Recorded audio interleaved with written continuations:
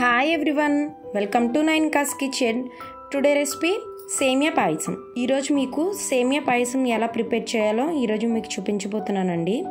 చాలామంది సేమియా పాయసం ప్రిపేర్ చేసినప్పుడు 1 అవర్ పోయిన తర్వాత థిక్ కన్సిస్టెన్సీలో అయిపోతుంది, బాగా గట్టిగా అయిపోతుంది, అంత బాగుంటలేదు అనుకుంటారు కదా. ఇప్పుడు నేను చూపించే ప్రాసెస్ కనుక యాజ్ ఇట్ ఈజ్ ఫాలో అయితే మనం ఏ కన్సిస్టెన్సీలో ప్రిపేర్ చేస్తామో 1 అవర్ తర్వాత కూడా సేమ్ అదే కన్సిస్టెన్సీలో ఉంటుంది. ఇప్పుడు మనం సేమియా పాయసం ప్రిపరేషన్ చూద్దాము. స్టవ్ ఆన్ చేసి బాండి పెట్టి 2 టేబుల్ స్పూన్స్ నెయ్యి వేసుకోవాలి.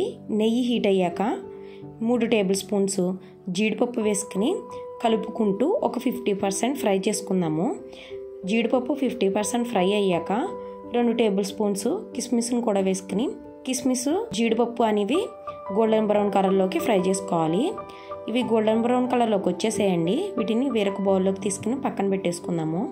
ఇప్పుడు ఇదే బాండిలోని ఇంకొక 1 టేబుల్ స్పూన్స్ నెయ్యి వేసుకుని నెయ్యి హీట్ అయ్యాక 1 కప్పు సేమియాని ఇందులోకి వేసుకుని ఫ్లేమ్ని మీడియం ఫ్లేమ్లో పెట్టుకుని కలుపుకుంటూ గోల్డెన్ బ్రౌన్ కలర్లోకి వచ్చేంత వరకు ఫ్రై చేసుకోవాలి. మన సేమియాలు గోల్డెన్ బ్రౌన్ కలర్లోకి వచ్చేసేయండి. వీటిని వేరొక బౌల్లోకి తీసుకుని పక్కన పెట్టేసుకుందాము. ఇప్పుడు ఇదే బాండీలోకి 2 కప్పులు వాటర్, 3 కప్పులు చిక్కటి పాలు వేసుకుని కాచుకుందాము. మన పాలు కాగిపోయాయండి. మనం ఫ్రై చేసుకుని పక్కన పెట్టుకున్న సేమియాలను కూడా వేసేసుకుని ఒకసారి మిక్స్ చేసుకోవాలి.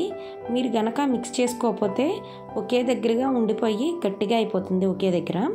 ఇలా మిక్స్ చేసుకుని ఫ్లేమ్ని మీడియం ఫ్లేమ్లో పెట్టుకుని ఒక 5 to 7 మినిట్స్ కుక్ చేసుకుందామండి. ఒక 5 మినిట్స్ తర్వాత ఒకసారి బాగా మిక్స్ చేసుకోవాలి. ఇంకొక 2 మినిట్స్ కుక్ చేసుకుందాము మీడియం ఫ్లేమ్లో పెట్టుకుని. 2 మినిట్స్ తర్వాత ఒకసారి బాగా మిక్స్ చేసుకుని సేమియా కుక్ అయిందో లేదో చెక్ చేసుకుందాము. ఒక స్పూన్ పెట్టి కట్ చేస్తే సేమియా కట్ అవుతుందంటే మన సేమియాలు పర్ఫెక్ట్గా కుక్ అయిపోయినట్టే.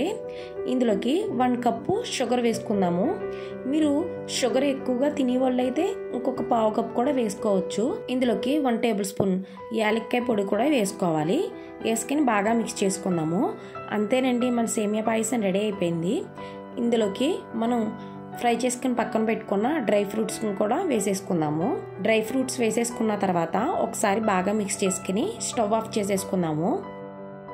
1 అవర్ పోయాక మన సేమియా పాయసం కన్సిస్టెన్సీ చూపిస్తున్నానండి.